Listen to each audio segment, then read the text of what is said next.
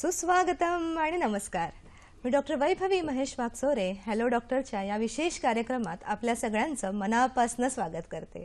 मित्रांनो, कसे आहात सगळे? हेल्दी आणि हॅप्पी ना? निश्चितच असायलाच हवात, कारण दर आठवड्याला तज्ञ डॉक्टरांची थेट गाठभेट आपण आपल्याशी करून देत असतो. प्रेक्षक हो, हृदय, दिल किंवा हार्ट हा शब्द जरी आपल्या कानावर पडला तरीही आपल्या चेहऱ्यावर एक स्मित हास्य येतं. मनामध्ये अनेकविध भावना सुद्धा दाटू लागतात. आज आपण प्रत्येक जण हृदयाशी जोडले गेलेलो आहोत.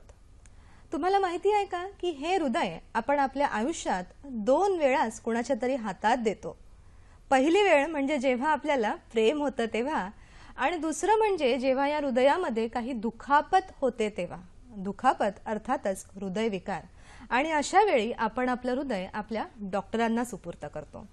पण प्रेक्षक हो, सुरुवातीपासूनच जर आपण आपल्या हृदयाची योग्य अशी काळजी घेतली तर खरोखरच हे सेल्फ कार्डिओ प्रोटेक्शन आपण सहजच आत्मसात करू शकतो.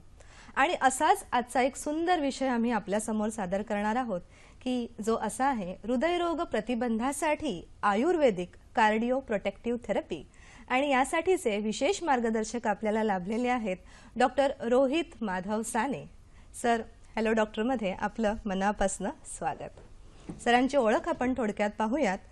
जागतिक आरोग्य संघटनेच्या अहवालानुसार जेव्हा असं निर्देशित करण्यात आलं की जगामध्ये हृदयरोग विकाराने पीडित असलेल्या रुग्णांचं प्रमाण फार जास्त असणार आहे, तेव्हा कंबर कसून याच्याशी फायटिंग करण्यासाठी, एक लढा देण्यासाठी जे व्यक्तिमत्व पुढे आलं ते म्हणजे डॉक्टर रोहित माधव साने. हृदयरोगावरती विना शस्त्रक्रिया उपचार करणारं जगातलं पहिलं आयुर्वेदिक रिहॅबिलिटेशन आणि ट्रीटमेंट सेंटर माधवबाग याचे ते CEO आहेत. आजपर्यंत अनेक वर्षांच्या अनुभवातून सरांनी लाखो रुग्णांना अनुभव दिलेला आहे आपल्या सुंदर अशा ट्रीटमेंटचा. आणि या संदर्भाचे विशेष शोध नियम आज जगभरातल्या विशेष सायंटिस्ट समोर सुद्धा आपण पब्लिश केलेले आहेत. विशेष म्हणजे भारतासारख्या विकसनशील देशामध्ये आपल्या खिशाला परवडेल आणि एक दीर्घकाळ अशी आपल्याला चिकित्सा कामाला येऊ शकेल, तसेच जिच्यामध्ये शस्त्रक्रिया केली जाणार नाही, तर हृदयरोगासाठी अशी विना शस्त्रक्रिया करणारं हे पहिलं जे आपलं माधवबाग आहे. त्यांनी जगभरातल्या अनेक कार्डिओलॉजिस्ट संदर्भात आणि त्यांच्या समोर विशेष प्रेझेंटेशन्स करून खूप प्रशंसा सुद्धा प्राप्त केलेली आहे. आणि हाच अनुभव पुढच्या पिढीला म्हणजे आपल्या व्यावसायिक डॉक्टरांना सुद्धा मिळावा यासाठी माधवबागने MIPC Madhavbaug institute of preventive cardiology याच्या अंतर्गत डॉक्टरांसाठी एक विशेष कोर्स सुरू केलेला आहे प्रिव्हेंटिव्ह कार्डिओलॉजीचा. आणि जो प्रख्यात कार्डिओलॉजिस्ट डॉक्टर जगदीश हिरेमठ यांच्या मार्गदर्शनाखाली केला जातो. तर खरोखरच अशा उत्तम विषयाकडे आपण लगेचच जाऊयात. सर, पुन्हा एकदा हॅलो डॉक्टरमध्ये आपलं स्वागत. सर, आजपर्यंत आम्ही तुम्हाला अनेक कार्यक्रमांमध्ये पाहिलेलं आहे आणि त्यामुळे अवेअरनेस सेशन्समधून आमच्या किंवा नागरिक सुद्धा इतका सुजाण बनलेला आहे की हृदयरोग म्हणजे काय, एक मनामध्ये धास्ती न घेता आता जवळजवळ प्रत्येक जणच याच्याबद्दलची आणखीन माहिती घेण्यासाठी उत्सुक आहे. पण आज विशेष मी तुम्हाला सुरुवातीलाच विचारणार आहे की जे रिस्क फॅक्टर्स आहेत, मधुमेह म्हणा, लठ्ठपणा म्हणा, की ज्याने आपण एक पाऊल जवळ जातो हृदय रुग्णाच्या, तर आपल्या माधवबागमध्ये हे रिस्क फॅक्टर ओळखून तो धोका थोडासा पुढे सरकवण्यासाठी काही विशेष तपासण्या आहेत का? बऱ्याचशा तपासण्या आहेत, ह्याला काही दुमत नाही. आता ना आपल्याला थोडक्यात समजून घ्यायला हवं की कुठलाही रिस्क फॅक्टर आपल्याला प्रॉब्लेम करतो म्हणजे नक्की काय करत असतं. तर साध्या साध्या गोष्टी असतात. बऱ्याच वेळेस आपल्याला वाटतं की आपल्याला डायबिटीज आहे, आपल्याला ब्लड प्रेशर आहे किंवा माझं वजन वाढलेलं आहे, तर मला काय फरक पडतोय, तो तसाच डायबिटीज मला आज काही त्रास देत नाही आहे असं आपण गृहीत धरून चालत असतो. पण आपल्याला समजून घ्यायला हवा, हा जो डायबिटीज असतो हा छुपा हुआ रोग असतो. तसंच ब्लड प्रेशर वाढणं हे एक छुपा हुआ रोग आहे. म्हणजे काय, तर डायबिटीज सारख्या रोगामध्ये घडतं काय, तर आपलं रक्त जड झालेलं असतं. हे जड झालेलं रक्त आपली रक्तवाहिनीची आतली भिंत, ज्याला आपण एंडोथिलियम म्हणतो, त्या एंडोथिलियमला डॅमेज करून टाकलं की ती रक्तवाहिनी डॅमेज झालेली असली की त्याच्या आतमध्ये ब्लॉकेजेस असतील किंवा रक्ताची गुठळी असेल, हे नवीन नवीन वेगवेगळ्या प्रकारचे आजार तयार व्हायला सुरुवात होतात आणि हृदयाकडे जाणारा रक्तपुरवठा खंडित केला जातो. तसंच ब्लड प्रेशरमध्ये जर बघितलं तर रक्तवाहिनी जी असते ती आपली ठिसूळ झालेली असते आणि वर त्याच्यात बरंचसं मिठाचं प्रमाण आपण जेवलेलं असल्याकारणाने त्या मिठाने आतमध्ये पाणी अडकवून ठेवलेलं असतं. भरपूर पाणी आपण आतमध्ये लपवून ठेवलेलं असल्याकारणाने प्रेशर वाढायला लागतं रक्ताचं त्या रक्तवाहिनीच्या आतमध्ये. असं झालं की परत ती रक्तवाहिनी डॅमेज झाली की परत हृदयावरती उलटा बोजा येणार. सो घडतंय काय, तर हे सगळे रिस्क फॅक्टर आज जे छुपे रोग म्हणून लपून बसलेले आहेत ते उद्या आपल्या हृदयावरती हळूहळू लोड क्रिएट करायला सुरुवात करणार आणि तो लोड जर आपल्या हृदयाला नीट कंट्रोल झाला नाही तर हृदय तो प्रॉब्लेममध्ये शिरू शकतो. आता इथे आपल्याला समजून घ्यायचं आहे की हे जे छोटे छोटे रोग असतात, ह्या रोगांना आपण वेळोवेळी जर आपण बरोबर नीट तपासून घेतलेलं असेल आणि तो कुठल्या दिशेला पुढे जायचा आपल्याला मार्ग त्याचा कळलेला असेल तर त्याच्यानुसार आपण त्याच्यावरती उपचार करू शकतो. बऱ्याच वेळेस हे जे रिस्क फॅक्टर ज्याला आपण म्हणतो, जसं डायबिटीज असेल, ब्लड प्रेशर असेल किंवा ओबेसिटी असेल, कोलेस्ट्रॉल असेल, बऱ्याच वेळेस कॉरोनरी आर्टरी डिसीज म्हणजे ब्लॉकेजेस असतील, हे सगळे रिस्क फॅक्टर असतात हृदयरोगासाठी. आपल्याला समजून घ्यायला हवं की अशा वेगवेगळ्या तपासण्या अवेलेबल आहेत ज्याच्याने आपण या सगळ्या रोगांची आपण तपासणी करू शकतो. तपासणी दोन प्रकारची असणार, एक म्हणजे त्या स्वतः त्या रोगाची, म्हणजे स्वतः ब्लड शुगरची, स्वतः डायबिटीसची, ब्लड प्रेशरची अशी स्वतःची तपासणी, आणि दुसऱ्या प्रकारची तपासणी म्हणजे हा रोग पुढे हृदयाला जाऊन त्रास देतोय की नाही, म्हणजे एक बेसिक असेसमेंट आणि दुसरं असेल वन स्टेप फर्दर असेसमेंट. ही एक स्टेप पुढची जी असेसमेंट असेल ह्याच्याने आपल्याला कळतं की हा रोग तर आपल्याला आहे हे आपल्याला माहिती असतं, या रोगाने आता पुढचं पाऊल घेतलंय का, पुढच्या रोगाकडे जायचं, याची असेसमेंट आपण आपल्या क्लिनिक्समध्ये करू शकतो. म्हणजे सर एक बेसिक असेसमेंट आणि एक स्पेशलाइज्ड असेसमेंट या दोघांमधून आपण या तपासण्यांमधून निश्चितच आपल्याला कळू शकेल की आपण एक पाऊल जवळ हृदयरोगाच्या आणखीन जात आहोत का. सर आता हे झालं की रिस्क फॅक्टर्स आहेत, तेव्हा एक अगदी साध्या आमच्या प्रेक्षकांच्या मनातला प्रश्न की आम्हाला कुठलाही रिस्क फॅक्टर नाही, तर अशा वेळेला माधवबागकडे अशी काही विशेष चिकित्सा आहे का की जेणेकरून हा धोका खरंच आम्ही पुढे सरकवू शकतो. एक्सिलेंट गोष्ट. जर आपल्याला कुठलाही रिस्क फॅक्टर नसला तर ह्याच्यासारखी सुंदर गोष्ट पृथ्वीवर नाही. आपल्याला हे समजून घ्यायला हवं की रिस्क फॅक्टर जर आपल्याला नाही तर एकदम छानशी गोष्ट आहे. आता जर रिस्क फॅक्टर नसेल पण कधी कधी आपल्या घरच्यांना, माझ्या घराण्यांना, समजा आईला, वडिलांना बऱ्याच वेळेस आपल्याला तिथे कुठला ना कुठला तरी रोग झालेला असतो, डायबिटीज असतो, ब्लड प्रेशर असतो किंवा हार्ट डिसीज असतो, असे रोग जर असतील तर हे रोग आपल्याला पुढे येऊन आपल्याला येऊ शकतात. ह्याची आपल्याला काळजी घ्यायला पाहिजे आणि तिथे आपल्याला बरेचसे वेगवेगळे उपचार पद्धती करता येतात ज्याच्याने आपण हे रोग पुढे येणारे आपण टाळू शकतो. निश्चितच. तर रिस्क फॅक्टर नसतील तरी सुद्धा आपण अशा पद्धतीने हे मार्गदर्शन घेणं आणि त्याच्यावरती पुढे एक पाऊल जाणं हे खूपच महत्त्वाचं आहे. सर एक फोन आहे आपल्याला, रमेश बोलत आहेत आपल्याकडे पुण्याहून. नमस्कार, बोला रमेशजी. हा, माझ्या मंडळीला हृदयरोगाचा त्रास आहे. हा, तर आज ते मदर तेरेसाचं काहीतरी चालू आहे, तर दौंडमध्ये आज शिबिर होतं, त्या शिबिरामध्ये आम्ही दाखवलं. तर त्यांनी सांगितलं की ब्लॉकेज आहेत, त्यांचं ऑपरेशन करावं लागेल. म्हणून मग आम्ही त्या नगरला आनंद ऋषीजी महाराजांच्या हॉस्पिटलमध्ये पुढच्या 1-2 दिवसामध्ये जाणार आहोत. आणि आमच्या दौंडला सुद्धा ती एक 8 दिवस ऑक्सिजनवरच होती, लोणकर हॉस्पिटल म्हणून आहे तिथं. तर आपला कार्यक्रम मी पाहत असताना योगायोग आला, म्हणून मी आपल्याला विचारतोय. सर खूपच म्हणजे त्यांच्यासाठी खूप इमर्जन्सी गायडन्स आपण देऊ शकतो, काय सांगू शकाल. आता ना इथे आपल्याला नीट समजून घ्यायला हवं की जर आपण ऑक्सिजनवरती आहोत तर ऑब्व्हियसली आता ही ॲक्यूट इमर्जन्सी असण्याची शक्यता असू शकते, पहिली गोष्ट. दुसरी गोष्ट आपल्याला इथे नीट समजून घ्यायला हवं की जे काही ब्लॉकेजेस आपल्याला दिसलेले असतील म्हणजे अँजिओग्राफी केलेली असण्याची शक्यता असू शकते. जर अँजिओग्राफी केलेली आणि अँजिओग्राफीमध्ये आपल्याला ब्लॉकेजेस दिसलेले आहेत तर आपल्याला त्या CD जी दिलेली असते त्या CDमध्ये आपल्याला हे बघायला हवं की जे ब्लॉकेजेस आहेत ते ब्लॉकेजेस खरं आपल्या हृदयाकडे येणारा रक्तपुरवठा ब्लॉक करतायत का. जर ब्लॉक करत असतील तर आपल्याला पुढच्या उपचारांची गरज आहे. जर ब्लॉक करत नसतील तर आपण साधं लाईफस्टाईल मॉडिफिकेशन किंवा व्यायाम किंवा डायट करून हळूहळू आपण ब्लॉकेजेसचे ते रिग्रेस करू शकतो. किंवा दुसरी गोष्ट जसं मी सुरुवातीला सांगितलं की या ब्लॉकेजेसमुळे आपल्या हृदयाकडे येणारा रक्तपुरवठा कमी पडत असेल तर आपल्याला पुढची तपासणी करून बघायला हवी. एखादी स्ट्रेस थॅलियम असेल, पेट स्कॅन असेल, अशा तपासणीवरून आपण हे समजून घेऊ शकतो की आपल्या हृदयाकडे येणारा रक्तपुरवठा या ब्लॉकेजेसने अडवलेला आहे का आणि अडवलेला असेल तर तो किती अडवलेला आहे म्हणजे त्याच्या अनुसार आपल्याला पुढची चिकित्सा करता येऊ शकते. रमेशजी, निश्चितच आपल्या इथे असलेल्या डॉक्टरांच्या मार्गदर्शनाने ज्या 2 टेस्ट सरांनी प्रामुख्याने आता सांगितल्या, स्ट्रेस थॅलियम आणि पेट स्कॅन, याने खरोखरच आपल्याला कळू शकेल की तो अडथळा हा या कारणामुळे आहे की नाही आणि तुम्ही खरंच एक स्टेप पुढे जाऊन याचं निदान करून घेणं आवश्यक आहे. सर, पुढे आपण मुख्य विषयाकडे आता जाऊयात की कार्डिओ प्रोटेक्टिव्ह थेरपी म्हणजे काय आहे.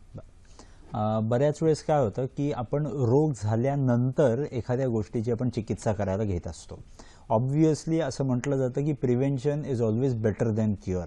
पण बऱ्याच वेळेस काय होतं की आपण रोग जो असतो तो स्वतःच्या अंगावरती काढायची आपल्याला सवय झालेली असते. आपण पुढे पुढे पुढे वेळ ढकलायचा प्रयत्न करत असतो आणि रोग एकदा मोठा होऊन उभा राहिला आपल्यासमोर की आपल्याकडे खूप कमी ऑप्शन्स असतात त्याच्यावरती आपल्याला मात करण्यासाठी. पण आता अशा आपण बऱ्याचशा गोष्टी आपण विचार करायला हव्यात की प्रिव्हेन्शनच्या बाबतीत आपण विचार करू शकतो का. कारण का माधवबागमध्ये आजपर्यंत जर बघितलं तर डायबिटीज, ब्लड प्रेशर, बऱ्याच वेळेस ओबेसिटी किंवा ब्लॉकेजेस किंवा हृदयाकडे येणारा रक्तपुरवठा कमी पडणं, हार्ट फेलियर, असे वेगवेगळ्या प्रकारचे रुग्ण जे असतात ते आपल्या माधवबाग क्लिनिक्स आणि हॉस्पिटल्सना येत असतात. अशा वेळेस इथे बघितलं जातं की एक लेवल नंतर ह्या पेशंट्सवरती आपल्याला बरीच मेहनत करावी लागते. आपल्याला सुद्धा ॲज वेल एज पेशंटला सुद्धा आपल्याला त्या रोगातून बाहेर येण्यासाठी. आपण तेवढी सगळी मेहनत करून रोगाच्या बाहेर तर नक्कीच येतो, पण त्याच्यातून एक असा विचार येतो की जर आपण हा रोग येण्याच्या अगोदरच जर थोडीशी काहीतरी मेहनत करू शकलो असतो तर कदाचित हा रोग आतमध्ये आपण शिरूनच देऊ शकलो नसतो. त्याच्यासाठी थोडक्यात आपण कार्डिओ प्रोटेक्टिव्ह थेरपीचा विचार करत असतो. आता कार्डिओ प्रोटेक्टिव्ह थेरपी म्हणजे काय तर अशी एक थेरपी ज्याच्याने आपण आपल्या रक्तवाहिन्या आणि हृदय या दोघांचं स्वास्थ्य आपण टिकवून ठेवण्याचा प्रयत्न करत असतो. म्हणजे काय नक्की करत असतो तर हृदयावरती लोड जो येत असतो त्या हृदयाच्या मांसपेशींवरती जर लोड आलेला असेल तर त्या बिचाऱ्या हृदयाच्या मांसपेशींना अति काम करावं लागतं आणि ते काम अति केल्या कारणाने ते बिचारे खचत जात असतात. जर हृदयाची मांसपेशी खचत गेले तर त्यांची एफिशियन्सी कमी झाली की पुढे त्यांना मोठा प्रॉब्लेम येताना बघू शकतो. ही पहिली गोष्ट.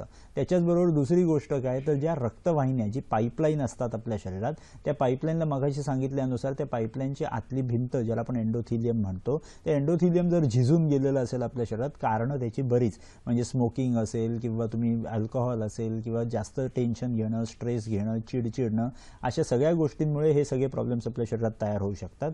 ह्या गोष्टींवरती जर मात करायची असेल, आपल्याला रक्तवाहिन्या छान ठेवायच्या असतील आणि हृदयाची मांसपेशी जर आपल्याला मजबूत करून ठेवायची असेल तर आपण आपल्या माधवबागच्या क्लिनिक्स आणि हॉस्पिटलमध्ये करतो ती म्हणजे कार्डिओ प्रोटेक्टिव्ह थेरपी. सर, थेरपीच्या नावातच सगळं आलेलं आहे की कार्डिओ प्रोटेक्टिव्ह थेरपी. तर आमच्या प्रेक्षकांनाही ऐकून ही एक थोडंसं म्हणजे दरवेळेला काहीतरी झालं की आम्ही डॉक्टरांकडे जातो, पण थोडंसं आधीच जर आलो तर हे प्रोटेक्शन नक्कीच आपण साधू शकतो. सर, एक प्रश्न आहे आपल्याला. महेश बोलत आहेत नांदेड येथून. नमस्कार महेश. हॅलो. बोला. नमस्कार मॅडम. मला थोडं साहेबांना प्रश्न विचारायचा आहे. बोला. हा सर, माझा डावा हात दुखता नेहमी आणि चालताना घाम येतं, थोडा दम लागल्यासारखा होता आणि बीपीची गोळी चालू आहे. तर हृदयविकार असू शकतो का? म्हणजे किती चालल्यानंतर होतं असं? थोडस दूर, समजा एक अर्धा तास, 15 मिनिटाच्या वर, अर्धा तास वगैरे. महेशजी, तुमच्या प्रश्नाला आपण निश्चितच उत्तर देऊया. सरांकडनं आणखीन उल्लेखनीय माहिती आपल्याला घ्यायची आणि त्यासोबत मी सुद्धा तुम्हाला काही विशेष माहिती देणार आहे. पण वेळ आहे एका छोट्याशा ब्रेकची. ब्रेकनंतर लगेचच परत येऊया हॅलो डॉक्टरमध्ये.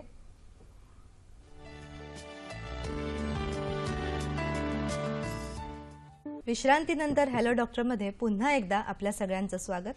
प्रेक्षक हो, फळ खा असं नेहमीच आपले डॉक्टर सांगतात, पण हृदय रुग्णांनी कुठलं बरं फळ खावं? डाळिंब. पोमोग्रेनेट, डाळिंब हे फळ हृदयरुग्णांसाठी उत्तम हृदय फळ असं म्हटलं जातं. कारण त्यामध्ये असलेल्या फायटोकेमिकल्समध्ये आपल्या शरीरातल्या वाईट चरबीला कमी करण्याचं खूप महत्त्व आहे. तसेच ब्लड प्रेशरला कंट्रोल ठेवण्यासाठी सुद्धा डाळिंब एक उत्तम फळ आहे. सर, महेशजींचा प्रश्न होता आपल्याकडे, काय उत्तर देऊ शकू त्यांना? प्रश्न साधारणतः असा होता की त्यांना चालल्यानंतर थोडंसं लांब डिस्टन्सला गेल्यानंतर आपल्याला डाव्या हातात आणि छातीत थोडं थोडं दुखतं. आता डिस्टन्स विचारल्यानंतर त्यांचं म्हणणं आहे की साधारण 15-20 मिनटं अर्धा तास ते चालू शकतात. आता 15-20 मिनटं अर्धा तास इज अ गुड डिस्टन्स. इथे आपल्याला जास्त काही घाबरायची गरज नाही आहे. इथे आपल्याला समजून घ्यायला हवं, एक साधा ECG आपण काढून घ्यायला हवा, बेसलाईन ECG, ज्याच्यात माझ्यानुसार ह्याच्यात काही प्रॉब्लेम येणार नाही. पण जर दुखणं डाव्या हाताचं डाव्या छातीचं हे जर दुखणं हृदयाशी संबंधित असेल तर आपल्याला ते स्ट्रेस टेस्टवरती नक्की दिसून येऊ शकतं.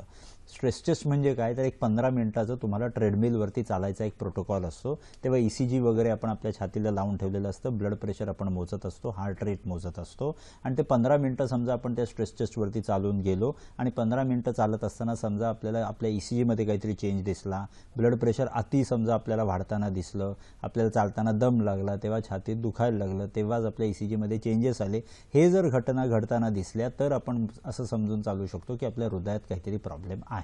सो कृपया एक ECG काढून घेणं बेसलाईन आणि त्याच्यानंतर एक स्ट्रेस टेस्ट करून घेणं, या गोष्टीवरनं आपण एक अंदाज घेऊ शकतो की हे जे तुमचं दुखणं आहे हे हृदयाशी संबंधित आहे का नाही. आत्ता तुम्ही सांगितल्याप्रमाणे जर 15-20 मिनिटं चालल्यानंतर जर आपल्याला प्रॉब्लेम होतोय तर जरी हृदयाचं असलं तरी इथे घाबरायची गरज लागणार नाही, कारण का हे बरोबर एकदम सोप्या ह्याच्याने आपण आटोक्यात आणू शकतो. महेशजी, खरंच तुम्ही आपल्या जवळच्या माधवबागच्या क्लिनिकमध्ये जाऊन या 2 टेस्ट निश्चितच करून घ्या. सर, आपण कार्डिओ प्रोटेक्टिव्ह थेरपीकडे होतो, तर ही थेरपी कोणी करावी आणि यामध्ये काय काय बाबींचा समावेश होतो? नॉर्मली कसं असतं की जर आपल्याला डायबिटीज असेल, ब्लड प्रेशर असेल, जर आपल्याला वजन वाढलेलं असेल, अशा बऱ्याच वेगवेगळ्या जर रिस्क फॅक्टर असतील तर त्याच्या अनुसार त्याचे वेगवेगळे थेरपीज आपण माधवबागमध्ये करत असतो. पण असा खूप मोठा गण आहे ज्यांना एकही प्रकारचा रिस्क फॅक्टर नाही, पण त्यांच्या आईवडिलांना कुठला ना कुठला तरी रिस्क फॅक्टर किंवा हृदयाचा रोग होता, ज्याच्यामुळे आपल्याला तो हृदयाचा रोग येण्याची शक्यता आपल्याला निर्माण झालेली असते जेनेटिक आपल्या कंडिशनिंगमुळे. आता ह्या कंडिशनमध्ये आपल्याला असं काहीतरी करायला हवं की जेनेटिक मला जरी तो प्रॉब्लेम असला तरी माझ्यामध्ये तो रोग उत्पन्न झाला नाही पाहिजे. ह्याच्यासाठी मी आधीपासूनच माझी एंडोथिलियम म्हणजे रक्तवाहिनीची आतली भिंत आणि हृदयाच्या मांसपेशी या दोघांना जर मी मजबूत करून ठेवलेलं असेल तर त्याचा फायदा होताना दिसतो. म्हणून ही थेरपी कोणी करायची असते, तर ज्यांना कुठलाही रिस्क फॅक्टर नाही, ज्यांना प्रिव्हेन्शन करायचं आहे, ज्यांना रोग होऊन द्यायचा नाही, स्वतःच्या हृदयाला ठणठणीत ठेवायचं आहे, त्यातला आज कुठलाही रोग नाही आणि मला तो रोग येऊन द्यायचा नाही आणि हे प्रिव्हेन्शन जर करायचं असेल तर मग आपल्याला हा कार्डिओ प्रोटेक्टिव्ह थेरपीचा प्रोग्राम करता येतो. सर, यामध्ये कोणत्या बाबींचा समावेश आहे ते आपण पुढे पाहूयात, पण आपल्याला एक प्रश्न आहे. प्रसाद बोलत आहेत रायगड इथून. नमस्कार प्रसादजी. हॅलो, मी शिवधन रायगडून बोलतोय. हॅलो, बोला बोला. सर, मला EFचा प्रॉब्लेम म्हणजे हार्टचा प्रॉब्लेम झाला होता. त्यावेळेला EF कमी झालं होतं, माझं EF 15वर आलं होतं. त्यावेळी मी आपली खोपोलीची माधवबागची ट्रीटमेंट सुद्धा घेतली होती 7 दिवसाची. पण त्यावेळेला तुमच्याकडनं सल्ला मिळाला का क्रिटिकल पोझिशन असल्या कारणाने ॲलोपॅथीचं हे करा, म्हणून मी बोरवलीला करोना हॉस्पिटलमध्ये डॉक्टर देसाईंचं ट्रीटमेंट घेतली. तर आता माझं सर EF 45वर आलेलं आहे. लास्ट मंथला मी टुडे इको केला, तर पुढे त्यांनी एन्जिओग्राफी करायला सांगितले. इन केस ब्लॉकेज असेल किंवा नसेल असं त्यांचं म्हणणं आहे. तर करावी अथवा ना करावी सर, किंवा पुढच्या प्रिकॉशन कशा घ्याव्यात, प्लीज जर मार्गदर्शन केलं तर बरं होईल सर. सांगूयात सर प्रसाद. आता समजून घ्यायला हवं, EF जेव्हा आपला कमी झालेला असतो, EFचा अर्थ समजून घेऊया. EF म्हणजे इजेक्शन फ्रॅक्शन. इजेक्शन फ्रॅक्शन म्हणजे काय, तर माझ्या हृदयाच्या मांसपेशींची पंप करण्याची एबिलिटी, किती जोराने माझा हृदयाची मांसपेशी पंप करू शकतो याची एबिलिटी म्हणजे इजेक्शन फ्रॅक्शन. नॉर्मल व्यक्तींमध्ये ते साधारण 50 ते 60% असायला पाहिजे. जर समजा मला आज हार्ट अटॅक येऊन गेलेला असेल तर त्या हार्ट अटॅकमध्ये माझ्या हृदयाच्या मांसपेशी समजा बेशुद्ध झाल्या किंवा त्या मृत झाल्या तर माझा EF डाऊन होत असतो. म्हणजे जसं ह्यांचा आता 15% आलेला होता, म्हणजे काही मांसपेशी ज्या हृदयाच्या असतात त्या तिथे बेशुद्ध झालेल्या होत्या, ज्याला आपण हायबरनेटिंग मायोकार्डियम म्हणतो. म्हणजे जसं बेडूक आपण नॉर्मली हायबरनेट हायबरनेशन पिरियडमध्ये जात असतो तसं एखादा हार्ट अटॅक आल्यानंतर आपल्या हृदयाच्या मांसपेशी सुद्धा हायबरनेशनमध्ये जात असतात. ते बेशुद्ध झालेले असतात, कर्फ्यू लागलेला असतो, म्हणून ते कुठलेही मांसपेशी कामाला येत नसतात.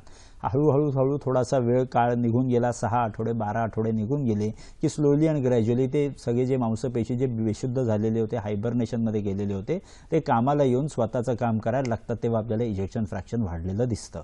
आता अँजिओग्राफी करावी की नाही हा जो प्रश्न आहे, इथे क्लिअर ह्याचं उत्तर सिंपल असू शकेल की ज्या अँजिओग्राफीला आपण ब्लॉकेजेससाठी आपण जे बघत होतो ती अँजिओग्राफी करायची किंवा नाही करायची ही खूप सिंपल साधी गोष्ट असू शकेल. करायची तर आपण करू शकतो. फक्त इथे हे बघायला हवं आपल्याला या अँजिओग्राफीमध्ये दिसलेले ब्लॉकेजेस आत्ता ह्या आपण EF जे डाऊन झालेले ह्याच्याशी त्यांचा काही संबंध नसतो. कारण का हार्ट अटॅक जो आलेला होता तो रक्ताच्या गुठळीमुळे आलेला होता. ब्लॉकेजेस ही चरबीची गुठळी असते. या दोन्हीमध्ये जमीन आसमानाचा फरक आहे. चरबीची गुठळी आपल्या शरीरात जी निर्माण होते ती कोलेस्ट्रॉलने निर्माण होते, वैल रक्ताची गुठळी ज्याच्याने हार्ट अटॅक येत असतो ती आपल्या शरीरात प्लेटलेट नामक सेलनी बनत असते. आपल्याला नीट समजून घ्यायला हवं की हार्ट अटॅक आणि ब्लॉकेजेस हे दोन वेगवेगळे रोग आहेत. उगीच त्याच्यात गल्लत करण्याच्या मागे लागू नये. सर्वात पहिली गोष्ट की अँजिओग्राफी जरी केलेली असेल तरी त्या अँजिओग्राफीमध्ये आपल्याला हे बघायला हवं की जे काही ब्लॉकेजेस आपल्याला दिसलेले आहेत ते ब्लॉकेजेस आपला रक्तपुरवठा ब्लॉक करतायत का. जर करत असतील तर मग आपल्याला पुढचं आपल्याला काही ना काहीतरी उपचार पद्धती विचार करायला हवेत, ज्याच्यात आपण माधवबागमधले बरेचसे उपचार पद्धती करू शकतो, ज्याच्याने आपण रक्तपुरवठा हृदयाच्या मांसपेशीकडे येणारा वाढताना आपण तो बघू शकतो. सो त्याच्यात आपल्याला एवढं फक्त आता तुमच्या प्रश्नाचं उत्तर आपण नीट समजून घ्यायला हवं की जे काही इजेक्शन फ्रॅक्शन डाऊन झालेला होता तो मागे झालेल्या हार्ट अटॅकमुळे सुद्धा असू शकतो. सो स्लोली अँड ग्रॅज्युअली जसा काळ आपला पुढे जातो तसे त्या हृदयाच्या मांसपेशी जर मृत झालेल्या नसतील तर ते परत कामावर येतात आणि त्याला आपल्याला इजेक्शन फ्रॅक्शन वाढताना दिसू शकतो. प्रसादजी, खरंच तुम्ही पुन्हा माधवबागकडे येऊन जे आपल्या डॉक्टरांनी सुद्धा सजेस्ट केलेलं आहे आपल्याला की पुढचं एक लाईफस्टाईल ते माधवबागकडे येऊन आपण पूर्णपणे त्याचा अनुभव घेऊ शकता आणि निश्चितच आतापर्यंत जी इम्प्रूव्हमेंट झालेली आहे ती पुढे सुद्धा आपण एक स्टेप नक्कीच नेऊ शकतो. सर, आणखीन एक प्रश्न आहे आपल्याला. चंद्रकांत बोलत आहेत पुण्यावरून. नमस्कार चंद्रकांतजी. हा बोला मॅडम. बोला. हा बोला. हा मॅडम, काय झालं माहितीये का, मी एक शेतकरी, शेतीमध्ये काम करणारा, दिवसभर राबणारा माणूस आहे मी. तर प्रश्न असा माझा आहे की माझ्या आईला थोडस म्हणजे ना लो बीपी होता. आमच्या घरामध्ये खानदानीमध्ये कुठलाच आजार नाही आणि आता एवढ्यामध्ये 1 महिन्यात झाला माझा हाय बीपी झाला असं मला समजलंय. आता ते चेक बी 4 वेळा चेकिंग बी केले. आता कशामुळे झाले याच्यासाठी मी तो विचार करतोय का कशामुळे झालं. आता माझं आहे ना, मला असं म्हणजे नाही का मागं थोडा त्रास हे झाला. मी ते काय आपलं हे म्हणजे अटॅक आल्यासारखं झालं, पण सगळं त्या मशीनमध्ये मला घातलं. मला कुठला आजार नाही, कुठलाही त्रास नाही. आता मी हे जे बीपी वाढला एवढं दाखवताना सगळं मी रक्त लघवी सगळे तपासून सगळे क्लिअर झाले. कुठला आजार नाही, फक्त बीपी वाढला. मग असा बीपी कशामुळे वाढला? ठीक आहे, काय सांगूयात सर? खूप टिपिकल प्रश्न आहे, खूप संक्षिप्त प्रश्न आहे तो की माझा बीपी कशामुळे वाढला. एकदम सिंपल साधं उत्तर आहे. बीपीचा अर्थ आपल्याला नीट समजून घ्यायचा आहे. जर लहानपणी आपण फिजिक्समध्ये शिकलेलो असतो त्याच्यानुसार whenever volume increases under a closed container pressure increases. म्हणजे काय, तर जर माझ्या रक्ताचा व्हॉल्यूम वाढलेला आहे तर माझं प्रेशर वाढतं. ब्लड प्रेशर वाढण्याच्या मागचं कारण काय, तर माझा रक्ताचा व्हॉल्यूम वाढलाय. आता प्रश्न असा येतो की रक्ताचा व्हॉल्यूम कशाने वाढला, तर बऱ्याच वेळेस आपण मिठाचं प्रमाण जे आपल्या जेवणातलं असतं ते जर जास्त वाढवलेलं असेल, म्हणजे सोडियम क्लोराईड ज्याला आपण म्हणत असतो, मीठ जे असतं ते मिठाचं प्रमाण जर आपल्या जेवणात जास्त असेल तर ऑब्व्हियसली आपल्याला हे बीपी वाढताना दिसून येतो. म्हणजे काय, तर फॉर एक्झाम्पल लोणचं असेल, पापड असेल, ठेचा असेल किंवा चटणी असेल, अशा कित्येक वेगवेगळ्या सॉस असेल, सूप असेल, ब्रेड असेल, अशा कित्येक वेगवेगळ्या गोष्टी असतात. भाकरीमध्ये आपण बरंचसं मीठ वरतून मीठ घेतो, आपण भाज्यांवरती वरतून टाकून मीठ घेतो. अशा बऱ्याच वेगवेगळ्या गोष्टीतून मीठ जेवढं आपल्या शरीरात आतमध्ये जाईल तेवढं आपल्याला ते बीपी वाढताना दिसून येतं. जर आपल्याला बीपी कमी करायचं असेल तर आजपासून आपल्याला ती लिस्ट काढायला हवी की माझ्या कुठल्या कुठल्या जेवणात मीठ होतं ते. चंद्रकांतजी, छोटासा प्रश्न आहे आपला, पण त्यामध्ये जसं सरांनी मार्गदर्शन केलं ते तुमच्या जीवनामध्ये किंवा तुमच्या शेड्यूलमध्ये आहे का ते बघणं खूपच गरजेचं आहे. आणखीन बरीचशी माहिती आपण सरांकडनं घेणार आहोत आणि एका विशेष टिपसह लगेचच परत भेटूया हॅलो डॉक्टरमध्ये. विश्रांतीनंतर हॅलो डॉक्टरमध्ये पुन्हा एकदा आपल्या सगळ्यांचं स्वागत. आणखीन एक विशेष माहिती आपल्या सगळ्यांसाठी की हृदयरोगांनी आहारामध्ये सॉल्युबल फायबर्स घेणं हे महत्त्वाचं आहे असं म्हटलं जातं की जे साधारण काही फळं आणि कडधान्यातनं पुरेशा प्रमाणामध्ये मिळतं. काय करतात हे सॉल्युबल फायबर्स तर ते आपल्या शरीरातल्या अतिरिक्त चरबीचे शोषण करतात आतड्यांमधून आणि मग गुदमार्गातून त्याला बाहेर उत्सर्जित करण्यासाठी उपयुक्त करतात की जेणेकरून शरीरातल्या चरबीचं प्रमाण कमी होतं आणि हा जो एक रिस्क फॅक्टर आहे त्याला आपोआपच कमीपणा किंवा त्याच्याकडे एक नियंत्रण म्हणून सुद्धा करता येतं. सर, आपण प्रोटेक्टिव्ह थेरपीच्या स्टेप्स काही बघणार होतो, कार्डिओ प्रोटेक्टिव्ह थेरपीच्या, तर कुठल्या याच्यामध्ये गोष्टींचा समावेश होतो? कार्डिओ प्रोटेक्टिव्ह थेरपी आपण जर नीट समजून घेतलं तर ही खूप सिंपल थेरपी आहे. सिंपल थेरपीमध्ये आपण दोनच गोष्टी छान प्रकारे करत असतो, ती म्हणजे सर्वात पहिलं असतं स्नेहन आणि दुसरं असतं स्वेदन.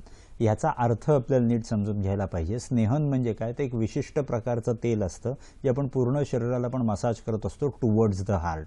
हृदयाच्या दिशेने आपला तो मसाज असतो, तो स्पेशलाइज मसाज जो असतो त्याच्यासाठी विशिष्ट तेल बनवलं जातं. हे जे तेल असतं ह्याचा बेसिकली धर्म काय असतो तर हे तेल जेव्हा आपण पूर्ण शरीराला मसाज करत असतो, हे तेल जेव्हा ड्रिप होतं आपल्या सबक्युटेनियस लेवलमधनं, तेव्हा ते आतमध्ये जेव्हा जिरत जातं तेव्हा आपल्या रक्तवाहिनीच्या आतली भिंत ज्याला आपण एंडोथिलियम म्हणतो, जी आपण बऱ्याच वेगवेगळ्या गोष्टींनी आपण ज्याला डॅमेज केलेलं असतं, हे तेल जेव्हा आतमध्ये जिरत असतं तेव्हा ते तेल त्या रक्तवाहिनीची आतली भिंत एंडोथिलियमला ते हील करायला मदत करत असतं, ते एंडोथिलियमला पॉवरफुल करायला मदत करत असतं, ज्याच्यामुळे आपली रक्तवाहिनी जी असते ती जी इलास्टिसिटी तिची गेल्या कारणाने रोगांना आपण इन्व्हाइट करत असतो, ती इलास्टिसिटी परत त्या रक्तवाहिनीला आपण त्या प्रोसिजरनी आणून दिली की ती रक्तवाहिनी मस्त पॉवरफुल झाली की आपला पुढचा रोग आपण टाळत असतो. ही पहिली प्रोसेस ज्याला आपण म्हणतो स्नेहन, ज्याच्यात आपण विशिष्ट तेलाने आपण मसाज करत असतो.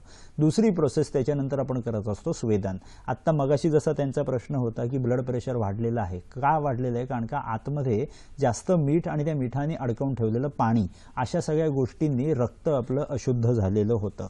तर आता दुसरी प्रोसिजर ज्याला आपण स्वेदन म्हणतो, ते स्वेदनात आपण काय करत असतो तर पूर्ण शरीराला आपण एका औषधी काड्याची वाफ देत असतो. ही औषधी काड्याची वाफ दिल्या कारणाने घडतं काय तर आपल्या शरीरातून largest organ of our body म्हणजे आपली त्वचा, त्या त्वचेतून आपण जास्तीत जास्त घाम आपण बाहेर काढत असतो आणि त्या घामात असतं काय तर सोडियम क्लोराईड आणि वॉटर, म्हणजे थोडक्यात मीठ आणि पाणी. हे मीठ आणि पाणी जर आपण स्वेदनाने शरीराच्या बाहेर काढून फेकून देत राहिलो तर आपल्या शरीरातलं जे काही अतिरिक्त मीठ आणि अतिरिक्त पाणी आपण जे आतमध्ये लपवून ठेवलेलं असतं, ज्याच्यामुळे सूज निर्माण होते, ब्लड प्रेशर वाढताना दिसून येतं, अशा सगळ्या गोष्टी आपण हळूहळू त्याच्याने रिव्हर्स करू शकतो. आणि जरी आपल्याला आज ती गोष्ट नसली, आज आपल्याला ब्लड प्रेशर नसलं, आज आपली रक्तवाहिनी अलवचिकता झालेली नसली, तरी आपण ही जी प्रोसिजर केलेली असेल तर ह्याच्याने पुढचा येणारा रोग आपण टाळू शकतो. सो कार्डिओ प्रोटेक्टिव्ह थेरपीमध्ये दोन मेजर गोष्टी आपण करत असतो, एक म्हणजे स्नेहन आणि दुसरं म्हणजे स्वेदन. या दोन गोष्टी केल्या कारणाने आपण हृदयावरती येणारा जो अतिरिक्त लोड आहे, ज्याला आपण पाणी आणि मिठामुळे जो लोड आलेला म्हणत असतो, ओव्हरलोड, जो कार्डियाक ओव्हरलोड म्हणत असतो, तो लोड कमी व्हायला आपल्याला पहिली मदत होते. आणि दुसरी मदत म्हणजे आपली रक्तवाहिनी छान प्रकारे लवचिक झालेली असेल तर आपल्याला जी एनर्जी लागते पूर्ण दिवसभर काम करण्यासाठी, जो जोश लागतो आपल्याला पूर्ण दिवसभर काम करण्यासाठी, तो आपल्याला छान प्रकारे या थेरपीमध्ये येताना दिसून येतो. सर, खूप साध्या शब्दामध्ये आपण आपल्याला स्नेहन आणि स्वेदन यांच्या माध्यमातून कार्डिओ प्रोटेक्टिव्ह थेरपी कशी कार्य करते याचं मार्गदर्शन केलेले आहे. सर, सगळ्यांसाठी एक घाबरणारा विषय असतो हार्ट अटॅक. तर या हार्ट अटॅकवरती कार्डिओ प्रोटेक्टिव्ह थेरपी कशी कार्य करते? आता नीट समजून घ्यायला हवं. हार्ट अटॅक कशामुळे येत असतो तर मगाशी जसं मी सांगितलं, आपली रक्तवाहिनी जी असते ती रक्तवाहिनी नॉर्मली इलास्टिक असायला पाहिजे, लवचिक असायला पाहिजे. तिच्या इलास्टिसिटीसाठी कोण कारणीभूत असतं तर आतमध्ये असलेलं एंडोथिलियम. हे एंडोथिलियम म्हणजे एक जादुई अवयव असतं जे रक्तवाहिनीची आतली भिंत, ज्याला एंडोथिलियम म्हणतो, हे एंडोथिलियम जर शाबूत असलं तर माझी रक्तवाहिनी मस्त हेल्दी असते, कुठल्याही प्रकारचा प्रॉब्लेम सहन करायला ती तयार असते. पण स्लोली अँड ग्रॅज्युअली समजा आपण स्मोकिंगमुळे, टेन्शनमुळे, चिंतामुळे, आपण उगीच आरडाओरडा केल्यामुळे, अतिसाहसाच्या गोष्टी केल्यामुळे, तेलकट गोष्टी खाल्ल्यामुळे, अतिरिक्त मीठ खाल्ल्यामुळे असे कित्येक कारणं असतात ज्याच्याने आपण त्या एंडोथिलियमला डॅमेज करत असतो रोजच्या रोज. हे एंडोथिलियम जर एका लेवलपेक्षा जास्त डॅमेज झालेलं असेल तर ती रक्तवाहिनी अलवचिक होऊन ते रक्तवाहिनीचा आतला भाग जो एंडोथिलियमचा डॅमेज होऊन आतमध्ये रक्ताची गुठळी निर्माण होऊ शकते आणि ही रक्ताची गुठळी जर पुढे जाऊन सटकली आणि हृदयाच्या रक्तवाहिनीत जाऊन ती अडकली तर तिथे निर्माण होतो ती घटना म्हणजे हार्ट अटॅक. आता या हार्ट अटॅकवरती आपल्याला उपचार करायचे असतील तर हार्ट अटॅकचे जे काही 6 गोल्डन आवर्स असतात त्या 6 गोल्डन तासांमध्ये आपल्याला हार्ट अटॅकची विशेष वेगळी प्रकारची ट्रीटमेंट केली जाते. ती कुठल्याही ICU मध्ये होऊ शकते, आपल्याही माधवबागच्या हॉस्पिटल्सच्या ICU मध्ये आपण करू शकतो. पण सर्वात इम्पॉर्टंट असतं की ही मला पोझिशन येऊच नये, ह्याच्यासाठी मी जर एंडोथिलियम हेल्दी करून ठेवलेलं असेल, मजबूत करून ठेवलेलं असेल, तर मी हार्ट अटॅक येऊच नये याच्यासाठी मी ही तयारी करून ठेवलेली असेल तर कार्डिओ प्रोटेक्टिव्ह थेरपी तिथे फायदा करू शकते. म्हणजे एंडोथेलियम मजबूत आणि बळकट करणं खूपच महत्त्वाचं आहे. सर, आणखीन एक फोन आहे आपल्याला. अनिल बोलत आहेत आपल्याकडे अहमदनगर येथून. नमस्कार अनिलजी. हॅलो, बोला मॅडम. हॅलो, बोला बोला. अनिलजी. हा मॅडम, माझं एक एंजिओप्लास्टी झालेली आहे. प्रश्न विचारा आपला. हा, माझं एंजिओप्लास्टी झालेली आहे मॅडम. 2 ब्लॉक 5 महिन्यापूर्वी झालेले मॅडम. सलग प्रश्न विचारा. एक उजवा हात दुखतोय. बरं, ठीक आहे. ठीक. एंजिओ साधारण प्रश्न असा समजून घेतलेला असेल आपण की एंजिओप्लास्टी 5-6 महिन्यांअगोदर झालेली आणि आज परत त्यांचा हात दुखायला लागलेला आहे. आता तो जो हात दुखतोय तो हृदयाचाच असायला पाहिजे, नॉट नेसेसरी. आपल्याला एक साधा ECG करून घ्यायला हवा. जर त्या साध्या ECG मध्ये जर आपल्याला काही प्रॉब्लेम दिसत असेल तर आपल्याला पुढची चिकित्सा करायला हवी. बऱ्याच वेळेस हा जो साधा ECG आपण करतो हा रेस्टिंग ECG असल्या कारणाने बऱ्याच वेळेस त्याच्यात प्रॉब्लेम येत नाही. पण मी असं इथे सांगू शकेन की इथे स्ट्रेस टेस्ट करून घेणं जास्त फायदेशीर ठरू शकेल. कारण की एंजिओप्लास्टी नंतर असं बऱ्याच वेळेस बघितलं जातं, जर आपण आहाराचे जे काही आपल्याला पथ्य सांगितलेली असतात, जी काही आपल्याला औषधं सांगितलेली असतात ती नियम न पाळता आपण जर त्यांना बंद केलेलं असेल तर परत याच स्टेंटमध्ये आपल्याला पुढचा ब्लॉकेज येताना दिसून येत असतो. आता तो आहे का नाही आहे हा नंतरचा प्रश्न आहे. पण आता आपल्याला जे हातात दुखतंय ते हृदयाशी संबंधित आहे की नाही हे बघायचं असेल तर आपल्याला एक स्ट्रेस टेस्ट करून घ्यायची गरज आहे. त्या स्ट्रेस टेस्टमध्ये आपल्याला हे कळू शकतं की आपल्या हृदयाकडे येणारा रक्तपुरवठा कमी पडल्या कारणाने आपल्याला ते हातात दुखतंय का अजून वेगळं काही कारण आहे. त्याच्यासाठी वेगळी कारणं बरीच असू शकतात. बऱ्याच वेळेस असं बघितलं जातं की 90% वेळा हे जे दुखण्याचं कारण असतं हे हृदयाशी संबंधित नसतं. सो घाबरून जायची बिलकुल गरज नाही. साधी एक स्ट्रेस टेस्ट जर आपण कुठलाही आपल्या क्लिनिकमध्ये करून घेतली त्या स्ट्रेस टेस्टवरून आपल्याला कळू शकेल की आपला हा जो त्रास आहे हा हृदयाशी संबंधित आहे की नाही. आणि जर हृदयाशी संबंधित असेल तर आपण त्याला बरोबर छान प्रकारे ट्रीट करून त्या त्रासाला आपण कमी करू शकतो, हृदयाकडे येणारा रक्तपुरवठा वाढवून देऊ शकतो आणि ते केल्या कारणाने तो हातातलं दुखणं आपलं कमी होऊ शकेल हृदयाशी संबंधित असेल तर. अनिलजी, खरोखरच आता तुम्ही माधवबागच्या जवळच्या क्लिनिकमध्ये जाऊन स्ट्रेस टेस्ट करणं सगळ्यात महत्त्वाचं आहे, जेणेकरून त्याच्या पुढची उपाययोजना आपल्याला लगेचच सुरू करता येईल. सर, ब्लॉकेजेस, तर या ब्लॉकेजेससाठी कार्डिओ प्रोटेक्टिव्ह थेरपी किंवा भविष्यात जर आपल्याला ब्लॉकेजेस होणार आहेत तर त्याच्यासाठी कसा प्रतिबंध करू शकतो? आता नीट समजून घ्यायला हवं. ब्लॉकेजेस निर्माण कसे होतात हे जर आपण समजून घेतलं तर कुठली थेरपी कुठल्या स्टेजला आपल्याला वापर करू शकतो हे आपल्याला समजून घेणं सोपं होऊ शकेल. ब्लॉकेजेस म्हणजे काय तर माझ्या शरीरात LDL आणि HDL नावाचे कोलेस्ट्रॉल असतात. LDL कोलेस्ट्रॉल म्हणजे वाईट कोलेस्ट्रॉल आणि HDL कोलेस्ट्रॉल म्हणजे छान कोलेस्ट्रॉल. जर LDL माझ्या शरीरात वाढलं, LDL कोलेस्ट्रॉल म्हणजे वाईट कोलेस्ट्रॉल माझ्या शरीरात वाढलं तर ब्लॉकेजेस निर्माण होतात. पण जर माझ्या शरीरात मी HDL कोलेस्ट्रॉल वाढवलं तर माझ्या शरीरातले ब्लॉकेजेस रिव्हर्स होतात. आपल्याला इथे समजून घ्यायला हवं की हे ब्लॉकेजेस निर्माण कसे होतात तर माझ्या शरीरात LDLचं प्रमाण जर वाढवलं, म्हणजे तळलेल्या गोष्टी खाल्ल्या, मी उगीच वेगवेगळ्या वेळा सोडून मी जेवण जेवायला लागलो तर माझ्या शरीरात LDL कोलेस्ट्रॉल वाढायला लागतं. हे LDL कोलेस्ट्रॉल वाढून माझं एंडोथिलियम, जी रक्तवाहिनीची आतली भिंत आहे, तिला जर तिने एका लेवलपर्यंत डॅमेज केला तर हा LDL कोलेस्ट्रॉल त्या आतल्या भिंतीत जाऊन लपून बसतो आणि तिथे चरबीला घेऊन तो आतमध्ये लपून बसल्या कारणाने तिथे ब्लॉकेज ब्लॉकेज निर्माण होताना दिसून येतो. म्हणजे थोडक्यात काय, जर मी या एंडोथिलियमला जर आधीपासून शाबूत बनवून ठेवलेलं असेल, आजूपासून त्याला एंडोथिलियमला मजबूत बनवून ठेवलेलं असेल, तर हा निर्माण होणारा जो काही ब्लॉकेज आहे ह्याला मी टाळू शकतो. आणि जर ह्याला टाळलं तर पुढचे आपल्याला रोग होणं आपण 101% त्याच्यापासून लांब राहू शकतो. खूपच छान सर. आणखीन आपल्याला एक फोन आहे. श्वेता बोलत आहेत आपल्याकडे मुंबई येथून. नमस्कार श्वेताजी. हॅलो. बोला श्वेता. हॅलो. नमस्कार डॉक्टर. बोला. माझ्या आईचं 1 वर्षापूर्वी ना एंजिओप्लास्टी झाली होती. 2 वेळा झाली. 1 आठवड्यामधून 2 वेळा झाली. आणि आता पुन्हा तिला दम लागतोय आणि तिची स्टेन आहे ना त्या ठिकाणी तिला दुखतंय. तर डॉक्टरांनी सांगितली नाही की पुन्हा त्यांना एंजिओग्राफी करावी लागेल म्हणून. त्याचं कारण काय, म्हणजे काय असं मी एंजिओप्लास्टी त्रास होतो का?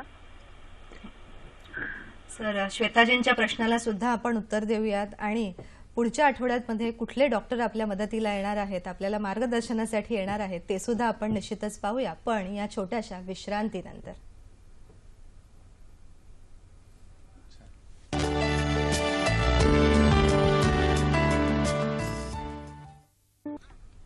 विश्रांतीनंतर हॅलो डॉक्टरमध्ये पुन्हा एकदा आपल्या सगळ्यांचं मनपूर्वक स्वागत. प्रेक्षक हो, दर आठवड्याला नवीन नवीन डॉक्टरांचं मार्गदर्शनासाठी आपण सगळेच उत्सुक असतो. तर पाहूयात येत्या आठवड्यामध्ये कोणते डॉक्टर आपल्याकडे येणार आहेत. हॅलो डॉक्टर प्रायोजित कार्यक्रम शुक्रवार दिनांक 30 सप्टेंबर. विषय आहे मूळव्याध, भगंदर व लेझर उपचार आणि मार्गदर्शक आहेत डॉक्टर ज्ञानेश निकम. शनिवार दिनांक 1 ऑक्टोबर 2016 8 वाजता. विषय आहे आपला गुडघ्यावरील अत्याधुनिक उपचार आणि सहभाग आहे डॉक्टर राकेश पाटील. आणि त्यापुढे रविवार दिनांक 2 ऑक्टोबर या दिवशीचा विषय आहे पुरुष वंध्यत्व आणि संयुक्त उपचार आणि सहभाग आहे डॉक्टर अनिल पाटील यांचा.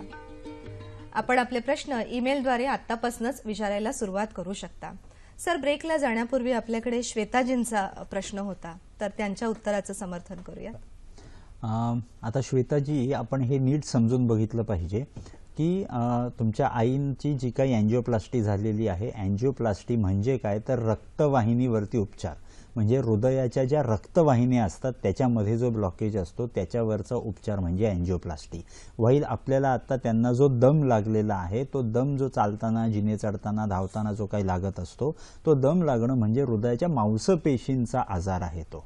तर मी जर रक्तवाहिनीवरती उपचार केलेले असतील तर हृदयाच्या मांसपेशीवरचे उपचार आता शिल्लक आहेत, म्हणून आता त्यांना लागलेला दम आपल्याला रिकवर करायला मुश्किल पडत आहे. तर इथे सिंपल साधी आपण माधवबागमध्ये फक्त हार्ट फेलियर रिव्हर्सल थेरपी जी काही आपण करत असतो, ही हार्ट फेलियर रिव्हर्सल थेरपी म्हणजे काय तर हा जो काही दम लागत असतो आपल्याला चालताना, जिने चढताना, धावताना, हा का लागत असतो कारण की हृदयाच्या मांसपेशींची एक पंपिंग एबिलिटी असते. ती पंपिंग एबिलिटी जर क्वालिटेटिव्हली कमी झालेली असेल तर ते पंप बरोबर न केल्या कारणाने सगळा रक्तपुरवठा फुफ्फुसात जर अडकून बसलेला असेल तर आपल्याला चालताना, जिने चढताना, धावताना आपल्याला तो दम लागताना आपल्याला दिसून येतो. एक सिंपल हार्ट रिव्हर्सल थेरपी, इकडे हार्ट फेलियर रिव्हर्सल थेरपी आपल्याला इथे काम करायला आपल्याला मदत करू शकते. श्वेताजी, निश्चितच जवळच्या माधवबागच्या क्लिनिकमधून मार्गदर्शन घेऊन डॉक्टरांचं ह्या थेरपीला आपण एक पाऊल पुढे जाऊ शकता. सर, कार्डिओ प्रोटेक्टिव्ह थेरपी हे आपल्या थेरपीचं नाव आहे. म्हणजे प्रिव्हेन्शनच्या लेवलवरती आपण काम करतो. जर घरामध्ये आई वडिलांना मधुमेह, डायबिटीज किंवा हार्ट डिझीज किंवा लठ्ठपणा हे काही रिस्क फॅक्टर्स आहेत तर, आणि त्यांची मुलं आता स्ट्रेसफुल एन्व्हायरमेंटमध्ये कार्यरत आहेत की ज्यांना पुढे हृदयविकाराचा धोका कदाचित येऊ शकतो, तर तिथे ही थेरपी खरंच उपयुक्त होऊ शकेल का? 101% उपयुक्त होऊ शकते. आपल्याला कसं ते समजून घ्यायला हवं. स्ट्रेस लेवल आपली वाढलेली असते म्हणजे काय घडत असतं तर आपल्या शरीरात स्ट्रेस म्हणजे ॲड्रिनलिन, नॉर ॲड्रिनलिन नावाचे हॉर्मोन आपल्या शरीरात सिक्रेट होत असतात ताण आणि तणावाच्या सिच्युएशनमध्ये. हे जेव्हा हॉर्मोन सिक्रेट होत असतं आपल्या शरीरात तेव्हा आपल्या त्या हॉर्मोनचं काम काय असतं, सगळ्या रक्तवाहिनी आकुंचित करून टाकणे आणि रक्तातलं प्रेशर जे आहे ते वाढवणे. हे का वाढवतं कारण का आपल्याला तेव्हा जोश पाहिजे असतो, ताकद पाहिजे असते. अशा तणावाच्या सिच्युएशनमध्ये तणाव हँडल करण्यासाठी तणावासाठी, म्हणून ब्लड प्रेशर वाढवून आपल्या शरीराने तणावासाठी आपल्याला स्वतःला सज्ज केलेलं असतं. इथे आता गोष्ट अशी होती की हा तणाव जर रेग्युलर राहिला तर माझ्या रक्तवाहिन्या आकुंचितच राहतात आणि आतल्या एंडोथिलियमला त्याने डॅमेज करून टाकलं की पुढचा प्रॉब्लेम येत असतो. इथे जर मी कार्डिओ प्रोटेक्टिव्ह थेरपी करून माझ्या रक्तवाहिन्यांची आतली भिंत, जे एंडोथिलियम ज्याला डॅमेज करणार आहेत हे हॉर्मोन, यांना ऑलरेडी मजबूत करून ठेवलेलं असेल तर ही थेरपी नक्की आपल्याला फायदा करू शकते. प्रिव्हेन्शनच्या लेवलवरती जे आपण डिस्कशन करत आहोत त्यामध्ये खरोखरच या थेरपीमुळे आपल्याला प्रेक्षक हो फायदा होऊ शकेल. सर, आणखीन एक प्रश्न आहे आपल्याला. विशाल बोलत आहेत पुण्यातून. नमस्कार विशालजी. हॅलो, बोला. हा, ऍक्च्युली आमच्या आईचं वय 46 आहे. तिला डायबिटीस आहे. डायबिटीस मध्ये इन्सुलिन पण 2 टाइम चालू आहे. तर आता दुसरं काही त्यांनी अजून काय उपाय करावे, म्हणजे खाण्यापिण्यामध्ये किंवा बसून अजून काय काळजी घ्यावी? इन्सुलिन सुद्धा, डोळ्याचा सुद्धा त्रास चालू आहे. पण हार्ट अटॅक, छातीमध्ये दुखणं पण होतं बऱ्याचदा तिच्या, असं होतं. सर, काय थोडक्यात मार्गदर्शन करू शकतो आपण यांना? सर्वात पहिलं आपल्याला समजून घ्यायला पाहिजे की आता डायबिटीज आहे आणि इन्सुलिन आपण घेतोय, म्हणजे आपल्याला साखरेवरती खूप जवळचा डोळा ठेवून बसायला हवं, कारण का इन्सुलिनमुळे बऱ्याच वेळेस आपल्याला साखर ड्रॉप होताना रात्रीच्या वेळेस दिसत असते आणि त्याच्याने प्रॉब्लेम्स क्रिएट होऊ शकतात.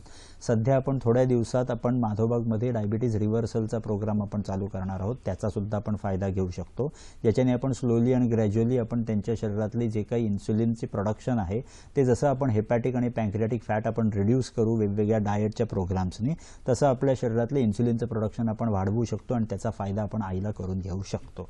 सो इथे काही प्रॉब्लेम नाही. राहिला प्रश्न फक्त छातीतल्या दुखण्याचा, इथे फक्त एक स्ट्रेस टेस्ट करून बघायला हवं की खरं हे दुखणं जे आहे हे खरं हृदयाचं आहे का आपण उगीच घाबरतोय. बऱ्याच वेळेस आपण फक्त घाबरत असतो, कधी कधी ते दुखणं हृदयाशी संबंधित नसतं. मग तसं असेल तर आपल्याला घाबरायची गरज नाही, आणि जर ते दुखणं हृदयाशी संबंधित असेल तर त्याचा उपचार करून ते दुखणं संपवून टाकायला हवं.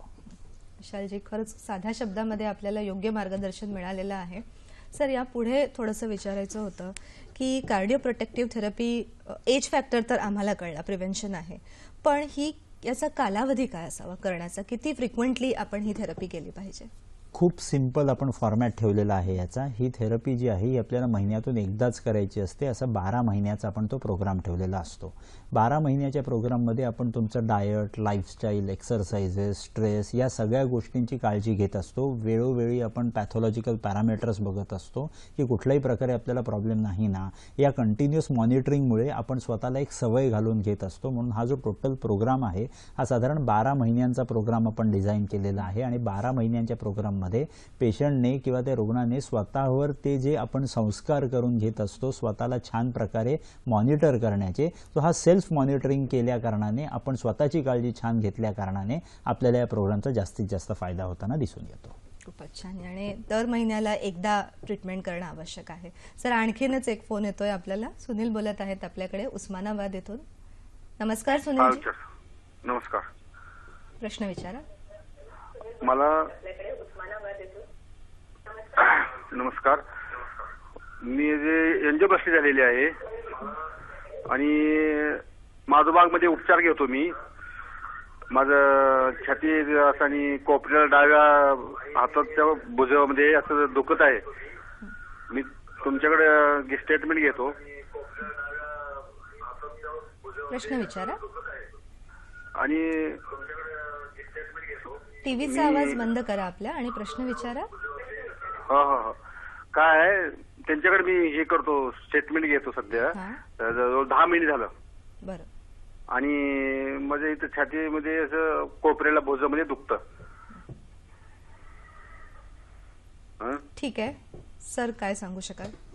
इथे आपल्याला समजून घ्यायला हवं की हे जे छातीतलं दुखणं आहे 99% वेळा आपल्याला असं रिसर्चचं म्हणणं असतं की हे 99% वेळा हे छातीतलं दुखणं हृदयाचं नसतं. मगाचपासून जसं आपण म्हणतोय बऱ्याच वेळेस हे छातीतलं दुखणं हृदयाशी संबंधित असायलाच पाहिजे अशी काही गरज नाही.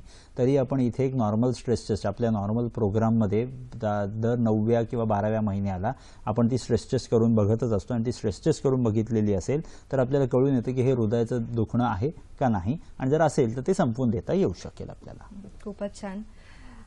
आता आपल्याकडे वेळ झालेली आहे आपल्या आरोग्य सल्ल्याची. तर पाहूया आजचा विशेष आरोग्य सल्ला की जो आजच्याच विषयाशी संबंधित असा विशेष आहे. आरोग्य सल्ला.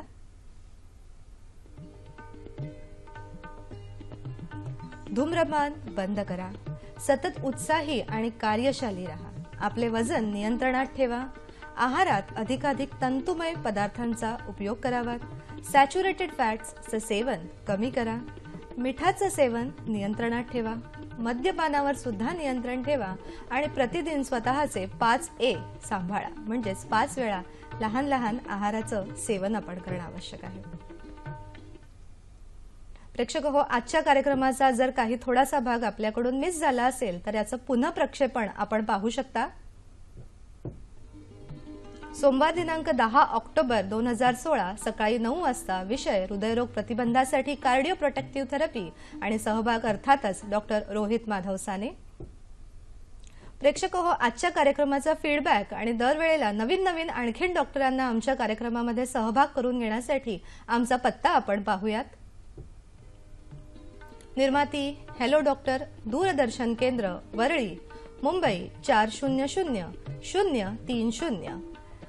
ईमेल ॲड्रेस आहे hellodoctor@gmail.com. तसेच फेसबुक आणि यूट्यूबच्या लिंकवरून सुद्धा आपण आमच्याशी संपर्क साधू शकता. सर, माधवबाग म्हटलं की बरेच उपक्रम आपण दरवेळेला करत असतो, तर आपलं मिशन हेल्दी हार्ट या उपक्रमाबद्दल विशेष सांगा आम्हाला. काही महिन्यांअगोदर, म्हणजे साधारण वर्षभर झालेलं आहे आता त्याला, त्या वर्षाच्या अगोदर आपण एक प्रोग्राम चालू केलेला होता ज्याला आपण आरोग्य हृदय संपदा आपण म्हणालेलो होतो, ज्याच्यात ज्येष्ठ नागरिकांना 58 वर्षाच्या वरती जे काही ज्येष्ठ नागरिक आहेत यांच्यासाठी आपण फ्री स्ट्रेस टेस्ट करून द्यायची आपण कॅम्पेन राबवलेली होती. ती फ्री स्ट्रेस टेस्ट कॅम्पेन राबवत असताना कित्येक ज्येष्ठ नागरिक जेव्हा तिकडे आपल्या क्लिनिक्समध्ये यायचे, त्यांची मुलं त्यांना घेऊन यायची आणि तेव्हा ते छान प्रकारे स्ट्रेस टेस्ट करून समजून घ्यायचे की मी ठणठणीत आहे. तेव्हा त्यांच्या मुलांनी सुद्धा आपल्याला बऱ्याच वेळेस विचारलेलं होतं की मी आमच्यासाठी काही, आमच्या वयोगटासाठी काही करू शकता का. तर तेव्हा आपण हा जो विचार करायला सुरुवात केलेली होती त्याच्यातून आलेलं फळ म्हणजे थोडक्यात मिशन हेल्दी हार्ट.